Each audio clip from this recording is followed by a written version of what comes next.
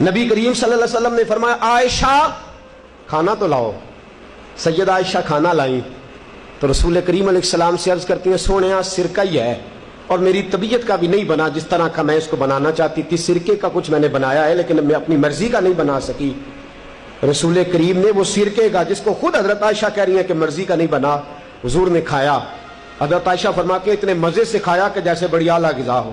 پھر حضور نے اپنی مقدس انگلیوں کو میں نے دیکھا کہ حضور چاٹ رہے ہیں، فرمایا عائشہ کمال بنا ہے، عائشہ تو نے خوب بنایا ہے، کیا خوبصورت کھانا ہے۔ حضرت عائشہ فرماتی ہیں کبھی میں نے کھانا بنایا ہو، کبھی ایسا نہیں ہوا کہ میرے رسول نے میرے کھانے میں عیب نکالا ہو، کبھی پسند نہ ہوتا تو چھوڑ کے چلے جاتے، لیکن حضور خیال رکھتے کہ گرمی کے موسم میں باورچی خانے میں کھڑے ہو کے سارا وجود پسینے سے شرابور ہے، اس نے کھانا پکایا، حضور میرے کھانے میں عیب نہیں نکالا کرتے تھے۔ تو بیوی کے کھانے میں عیب نہیں نکالے جائیں گے بلکہ اس کی تعریف کی جائے گی، اور پھر میرے دوستوں اس کے جذبات کا خیال رکھا جائے گا، اس کے جذبات کا۔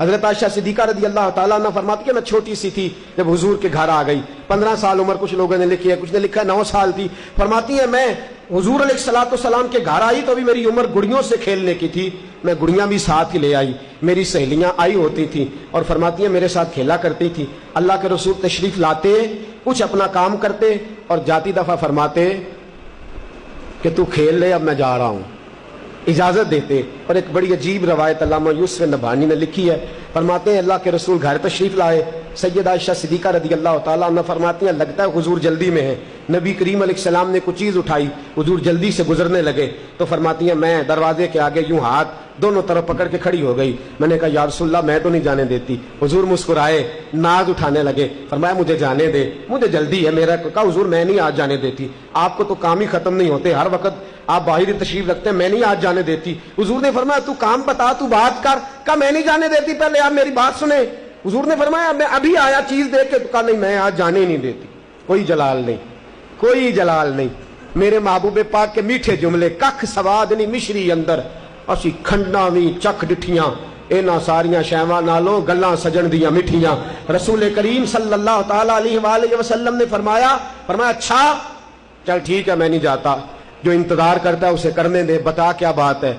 عرض کی سونیا آج آپ آئے ہیں تو مسکراتے ہوئے آئے ہیں، آج موڈ مبارک بڑا اچھا ہے، طبیعت بڑی اشاش بشاش ہے۔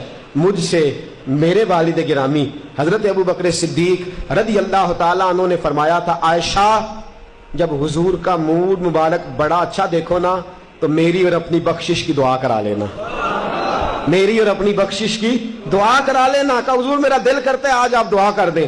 حضرت عائشہ صدیقہ فرماتی ہیں میں نے کہا تو حضور چھوڑ کے سارا کچھ تشریف فرما ہوئے چٹائی پہ ہاتھ اٹھایا، کہا یا اے اللہ یہ ابو بکر کی بیٹی عائشہ ہے، یہ کہتی ہے ابو بکر نے کہا تھا دعا کرنے کو، مولا ان کی زندگی خیر والی کر دے، یا اللہ ان کی قبر منور کر دے، یا اللہ قیامت میں ان کی بے حساب بخشش کر دے۔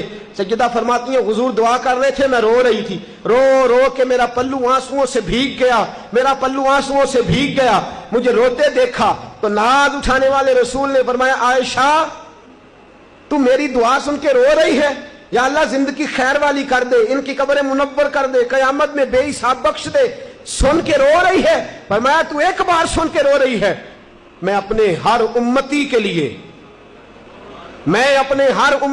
لیے یہ دعا دن میں 2 مرتبہ فرمایا کرتا ہوں، اپنے ہر امتی کے لیے دن میں 2 مرتبہ دعا کرتا ہوں، اللہ کیا جہنم اب بھی نہ سرد ہوگا، رو رو کے مصطفیٰ نے دریا بہا دیے ہیں، ان کی مہک نے دل کے غنچے کھلا دیے ہیں، جس راہ چل دیے ہیں کوچے بسا دیے ہیں۔